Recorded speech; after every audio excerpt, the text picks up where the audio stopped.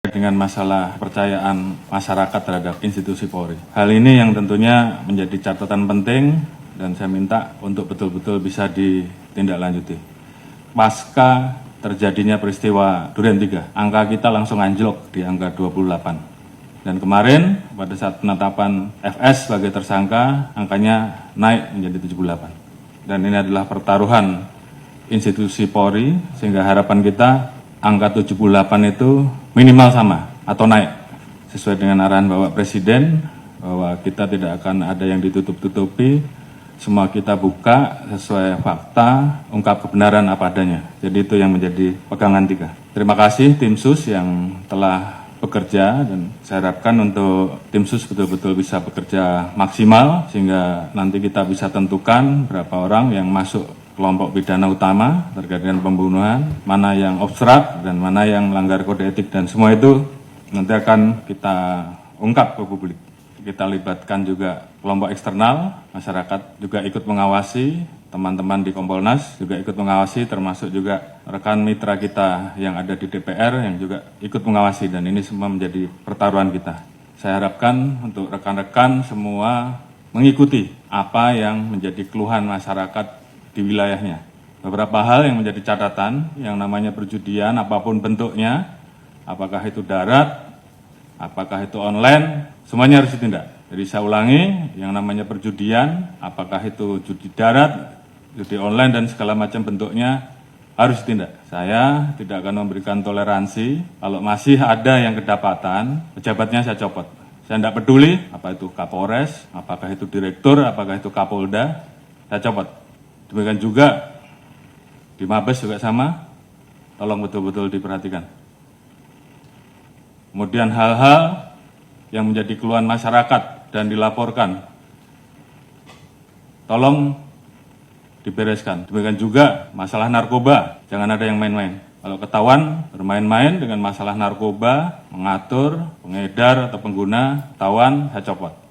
Illegal mining, apalagi di wilayah hutan lindung dan sebagainya, tidak ada lagi. Penyeludupan demikian juga, penyalahgunaan BBM, LPG apalagi yang saat ini menjadi beban pemerintah, tolong tertibkan. Masalah pungli, kalau ada saya tindak. Ini pertaruhan kita, tinggal rekan-rekan memilih yang mana. Yang nggak sanggup, angkat tangan. Kalau sanggup, kerjakan. Propam, saya minta turun dan awasi. Sekali lagi, saya tanya kepada rekan-rekan. Yang nggak sanggup, angkat tangan. Baik, kalau nggak ada, berarti kalian semua, rekan-rekan semua masih cinta institusi.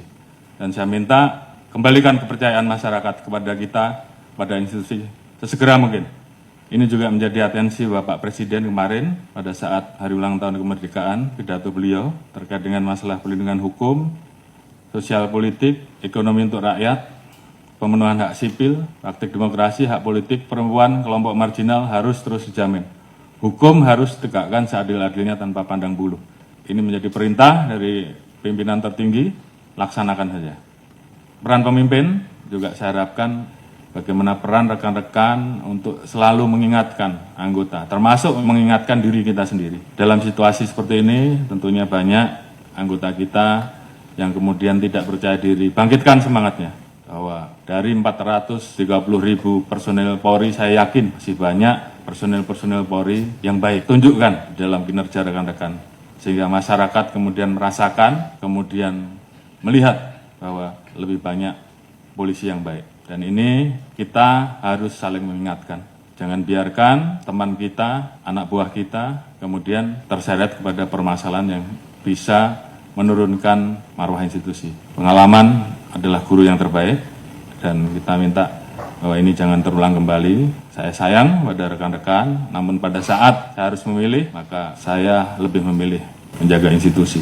Dan saya kira rekan-rekan juga semua memiliki semangat yang sama. Lakukan yang terbaik. Lakukan dengan ikhlas, jadikan itu sebagai amal ibadah rekan-rekan.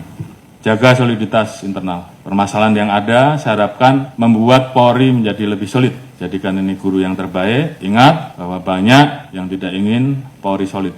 Jadi saya minta justru dengan permasalahan ini, bagaimana kemudian kita menangani dengan baik dan meningkatkan soliditas internal. Saya Prabu pada pimpinan tertinggi kita sehingga kita betul-betul bisa mengawal seluruh kebijakan pemerintah dan arahan Presiden terhadap kita.